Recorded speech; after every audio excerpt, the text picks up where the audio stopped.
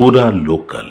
కొన్ని మీడియా ఛానల్లో ఒక వార్త నడుస్తుంది. రాజాసింగ్ మళ్ళొక్కసారి బీజేపీలో రానికి ప్రయత్నం చేస్తుండు. ఆయన నియోజకవర్గంలో ఉన్న కార్యకర్తల్ని ఒక బృందం తయారు చేసి స్టేట్ ఆఫీస్ పంపించిండు. రాజాసింగ్ మళ్ళా అప్పుడు ఎందుకు రిజైన్ ఇచ్చిండు, మళ్ళీ ఇవాళ ఎందుకు ప్రయత్నం చేస్తుండని కొన్ని మీడియాలో ఒక వార్త నడుస్తుంది. నేను వాళ్ళకి ఆ వార్తకి నేను ఖండిస్తున్నాను. నేను ఎప్పుడు కూడా నా పార్టీలో మళ్ళొక్కసారి రానికి నేను ప్రయత్నం చేస్తున్నాను, అట్లాంటి నేనే ప్రయత్నం చేయలే ఎప్పుడు కూడా. ఎందుకంటే నేను పార్టీకి రిజైన్ చాలా ఆలోచన చేసే నేను రిజైన్ ఇచ్చినాను. నా మనసులో ఉన్న మాటలు, లాక్స్ ఆఫ్ కార్యకర్తలు మనసులో ఉన్న మాటలు ఎప్పుడు నేను కేంద్రం వరకు నేను చెప్పను, కేంద్ర అధికారులు ముందు నేను చెప్పను, అప్పటి వరకు నేను ఆలోచననే చేయను బీజేపీలో రానికి.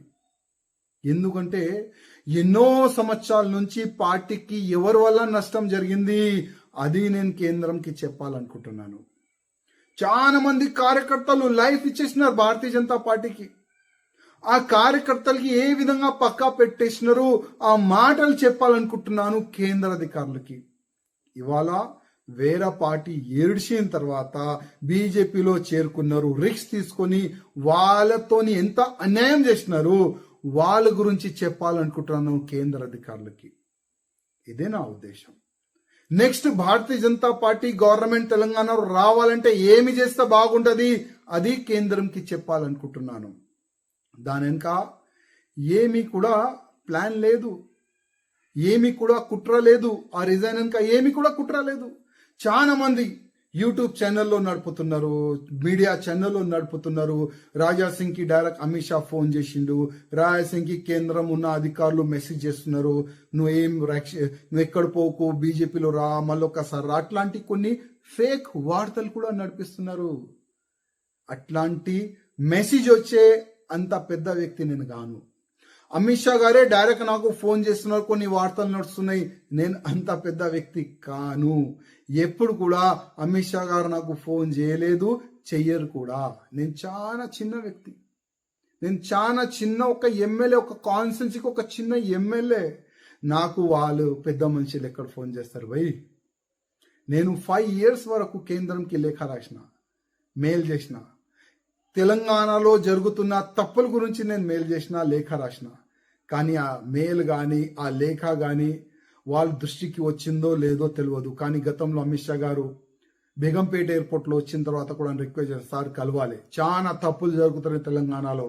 అమిత్ షా గారు ఒక మంచి మనసుతో చెప్పినారు, నేను పిలుస్తాను. కానీ దానికైనా ముందే తెలంగాణలో ఏమైంది అందరికీ తెలుసు. చాలా తప్పు జరిగింది. రామచంద్రరావు గారు మంచి వ్యక్తి కాడు నేను చెప్తలేను. ఆయన మంచి ఒక రైటర్, కానీ మాకు ఒక ఫైటర్ కావాలి. తెలంగాణలో భారతీయ జనతా పార్టీ గవర్నమెంట్ రావాలంటే మాకు ఒక ఫైటర్ కావాలి. ఎప్పుడు కూడా నేను పదవికి ఆశ పడలే. 14లో కానీ 18లో కానీ 23లో కానీ ఎప్పుడు కూడా నాకు ఈ పదవి కావాలి నేను అడగలే. ఎందుకు అడగాలి? ఎందుకంటే వీరు ఇయర్ అని. వీళ్ళు ప్రపోజ్ చేయరు, వాళ్ళు ఇయర్ కూడా నాకు తెలుసు. ఎందుకంటే మా గతి ఇదే, మా గతి ఇదే, మా కార్యకర్తల గతి కూడా ఇదే. అదే బాధతోని 11 years నేను ఇవాళ ఇక్కడున్నాను. 3వసారి గెలిచిన తర్వాత నేను ఎక్కడున్నాను. చాలా బాధతోనే నేను నా బీజేపీ నేను ఏడ్చినాను, రాయి పెట్టుకొని ఏడ్చినాను. నాకెంత బాధ ఉంది ఎవరికి చెప్పలేను. కానీ ఇవాళ లేకపోతే రేపు కేంద్ర అధికారులు ఐబీ రిపోర్ట్ తెప్పించుకోవాలని కూడా రిక్వెస్ట్ చేస్తున్నా. తెలంగాణలో 14లో 18లో 23లో ఎందుకు బీజేపీకి లాస్ అయింది ఎన్నికల్లో, అది ఐబీ రిపోర్ట్ ఇవ్వాలా లేకపోతే రేపు తెప్పిస్తారు కేంద్ర అధికారులని ఒక నమ్మకం ఉంది. అదే ఐబీ రిపోర్ట్లో ఎవరెవరు మోసం చేసినారు, ఎవరెవరు వెనక నుంచి కత్తి పొడిచినారు కేంద్ర అధికారులకు తెలుస్తుంది.